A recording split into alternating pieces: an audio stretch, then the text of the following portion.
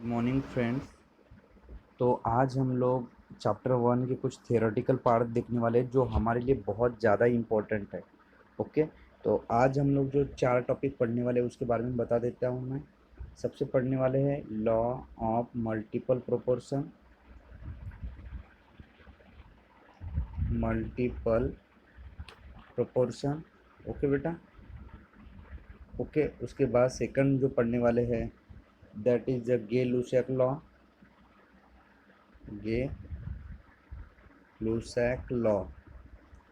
ठीक है। उसके बाद जो थर्ड नंबर पे पढ़ने वाले हैं that is Avogadro, Avogadro law. And fourth one is Dalton atomic theory. ये थियोरेटिकल पार्ट्स है और ये बहुत इंपॉर्टेंट है, डाल्टन एटॉमिक थ्योरी। और यहाँ पे नोट्स भी दिया है तो तुम लोगों को उतना तकलीफ नहीं है, बस तुम लोग चीज़ों को थोड़ा समझने की कोशिश करो। ठीक है बेटा। तो ये 4 चीज़ें हम लोग यहाँ पे पढ़ने वाले हैं। तो मेरी सभी लोगों को आई रिक्वेस्ट यू टू मतलब शांति से देखिए और ये थियरी को समझिए जो मैं बता रहा हूँ। ठीक है बेटा, तो हम लोग चालू करते हैं। तो फर्स्ट जो लॉ पढ़ रहे हैं हम लोग वो है लॉ ऑफ मल्टीपल प्रोपोर्शन। अब नाम में ही दिया है बेटा law of multiple proportion, multiple मतलब एक से ज़्यादा। अब वो क्या हुआ, ये लॉ आया कैसे? 1803 में डॉल्टन सॉरी हाँ जॉन डॉल्टन नाम का साइंटिस्ट है। अब उसने क्या देखा बेटा, उसने जो देखा है वो एकदम बहुत ही बढ़िया चीज़ थी। उसमें उसने देखा कि 2 एलिमेंट है जो जुड़ रहे या दो दो एलिमेंट जुड़ के एक नया मॉलिक्यूल बना रहे। समझ रहे हो? जैसे when 2 elements A and B to form more than 1 compound. इसका मतलब क्या होता है बताए क्या?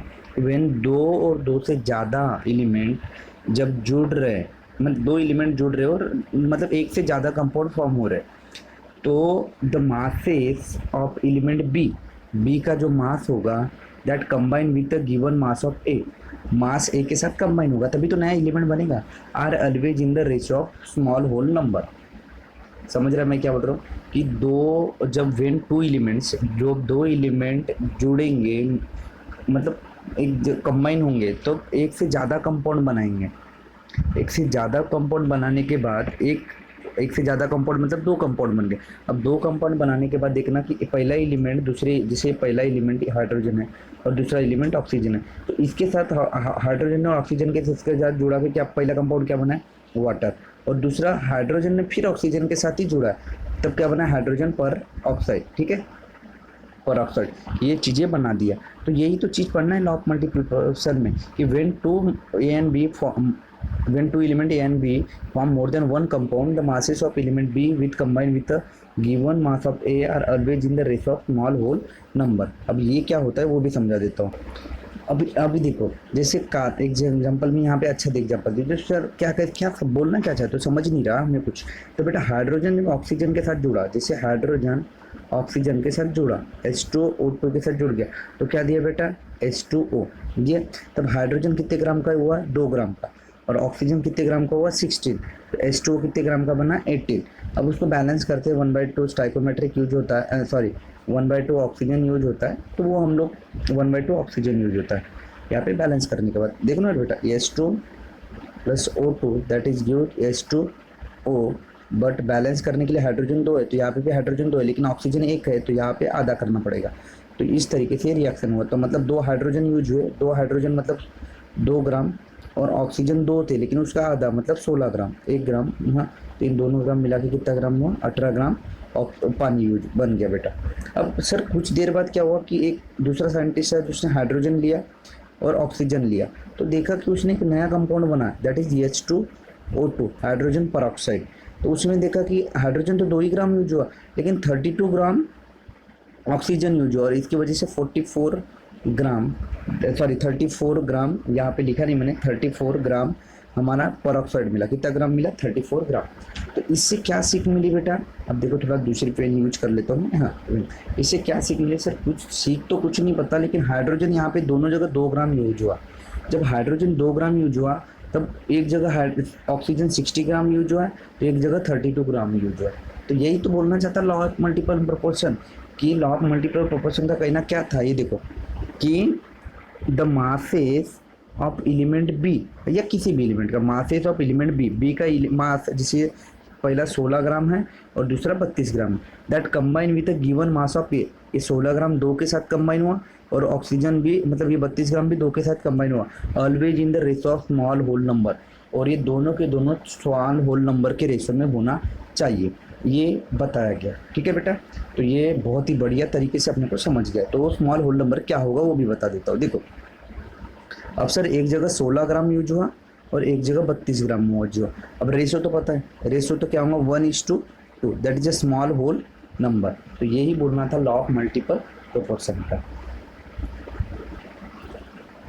अब नेक्स्ट लॉ पढ़ते बेटा। हमारा नेक्स्ट लॉ जो है वो है Gay Lussac gases volume, Gay Lussac law of gases volume. ठीक है, अब ये लॉ हमेशा गैसेस के लिए अप्लाई होता है और गैसेस हमेशा वॉल्यूम्स में होती है। तो ठीक है, तो ये चीज़ पढ़ते हैं, तो ये ध्यान से पढ़ना, ये बहुत ही ईजी है। व्हेन मतलब जब गैसेस कंबाइन, मतलब जब दो गैसेस कंबाइन हो रही है, और व्हेन गैसेस कंबाइन और are produce in a chemical reaction, इसका मतलब समझ गया।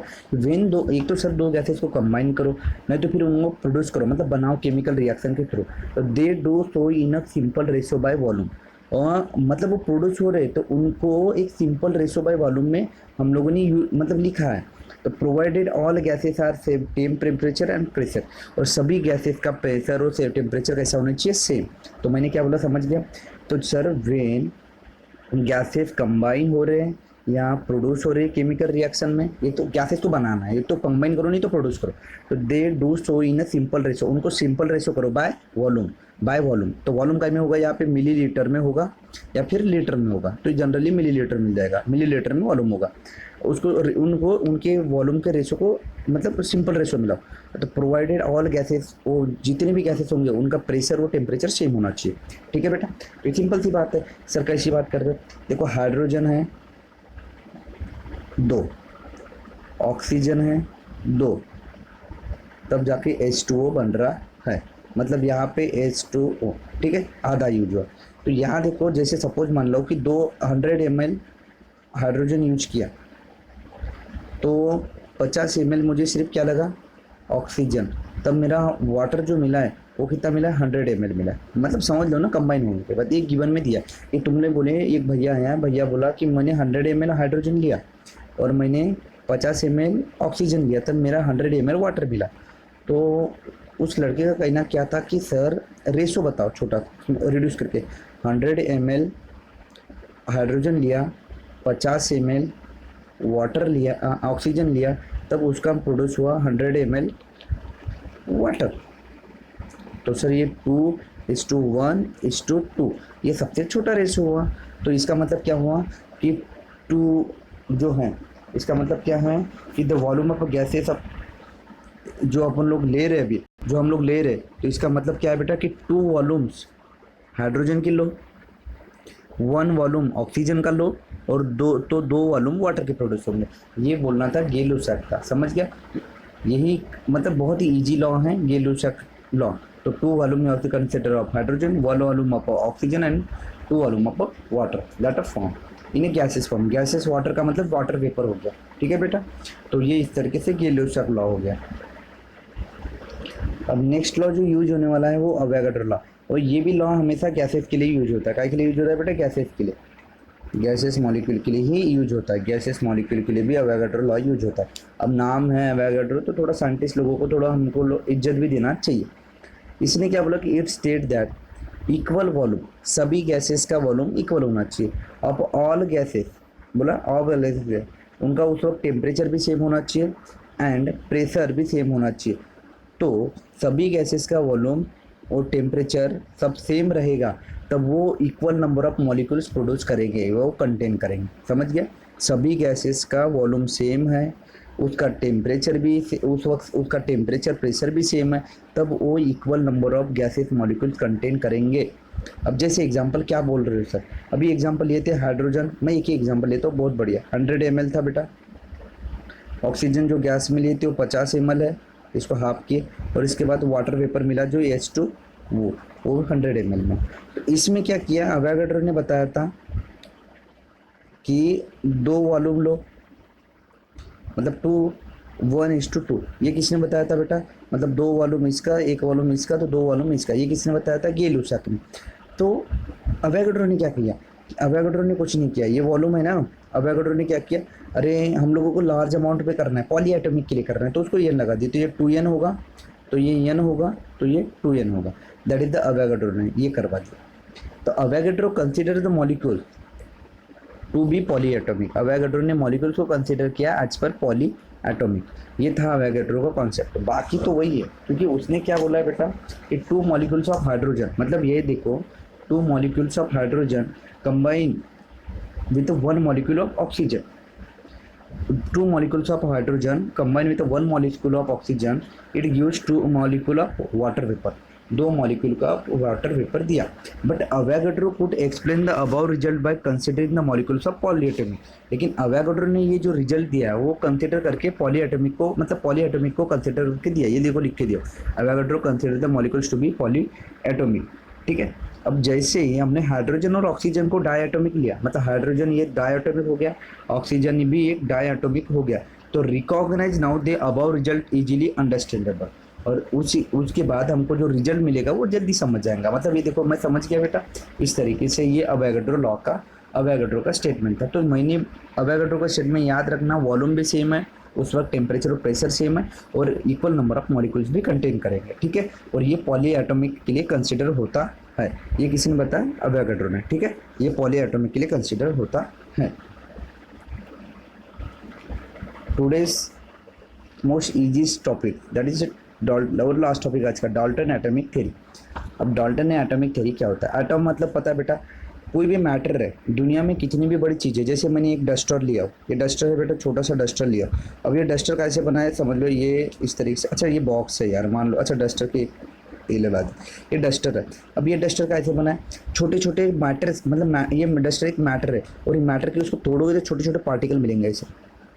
वही पार्टिकल, टाइनी पार्टिकल, मतलब सबसे एकदम छोटे, और उन छोटे पार्टिकल को डिवाइड नहीं कर सकते, उसको और तोड़ नहीं सकते, उस पार्टिकल को एटम बोलते हैं।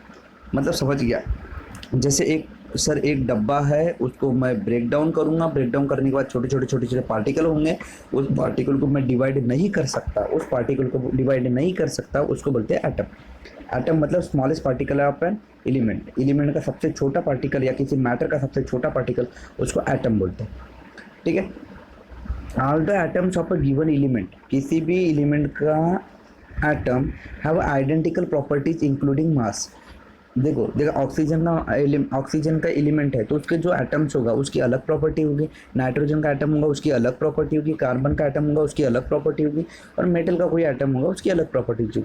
तो वही बोलना है, all the atoms of a given element, given element का एटम्स है उसकी आइडेंटिकल प्रॉपर्टीज होगी इंक्लूडिंग मास। मास के बाद मास को मतलब इंक्लूड किया गया। अब तुमको पता है, जैसे हम लोग एक बहुत ही बढ़िया एग्जांपल देता हूँ। तो अब देखो, अब मैं सबसे इसका जो ये टॉपिक है, जैसे ये वाला 3rd पॉइंट है, उसके बारे में बताना चाहूँगा मैं। अब 3rd पॉइंट क्या है? अब देखो, अब सर देखो, मिक्सचर और कंपाउंड में हमेशा बच्चे कंफ्यूज होते हैं। अब मिक्सचर क्या होता है, कंपाउंड क्या होता है? अब देखो, तुम लोग इंडिया में हो, पाकिस्तान में हो, दुबई में हो, अमेरिका में हो, कहीं भी जाओ, वाटर का फार्मूला क्या होगा? H2O, मतलब 2 मॉलिक्यूल हाइड्रोजन के तो 1 मॉलिक्यूल ऑक्सीजन का। हाँ, तो ये कहीं भी जाओ H2O फार्मूला मिलेगा। मतलब इसका मतलब क्या है? व्हेन 2 और मोर देन 2 एलिमेंट, व्हेन 2 और मोर देन 2 एलिमेंट कंबाइन, जुड़ते हैं in a fixed ratio, 2 element combine हो रहे हैं फिक्स रेशो में, फिक्स रेशो, तो कंपाउंड फॉर्म, तो उसकी वजह से कंपाउंड बन जाता है, कंपाउंड बनता है। मतलब समझ रहे हैं कि मतलब हाइड्रोजन 2 जोड़ेंगे और ऑक्सीजन 1 जोड़ेगा तो सिर्फ पानी ही बनेगा, वाटर नहीं बनेगा। लेकिन तुम लोग जैसे अभी रामटेक में रहते हो हम लोग, तो रामटेक में गढ़ मंदिर में एक दुकान है, एक शॉप है, ये पहली शॉप है, ये दूसरी शॉप। अब दोनों, पहली शॉप है ये दूसरी, दोनों शॉप पे भेल खाने जाओगे कि तो दोनों का भेल सेम होगा क्या? नहीं होगा, क्योंकि इसे किसी अंकल ने समझ लो टिकट ज़्यादा डाल दिया, तो किसी अंकल ने टिकट कम डाला, तो उनका रेशो फिक्स नहीं है ना, तो वो कंपाउंड नहीं होगा। तो कंपाउंड वो होता है जिसका रेशो फिक्स होता है, उसका रेशो क्या होता है? फिक्स, उसको कंपाउंड बोलते हैं। अब atoms are neither be created और nor be destroyed. In a chemical reaction. कोई भी केमिकल रिएक्शन में एटम को ना क्रिएट कर सकते हो ना डिस्ट्रॉय कर सकते हो। तो ये हुई डाल्टन एटॉमिक थ्योरी। तो डाल्टन एटॉमिक थ्योरी मतलब एटम्स के बारे में बताना है। ओके, तो मैंने इस तरीके से मैंने आज 4 टॉपिक कंप्लीट किया।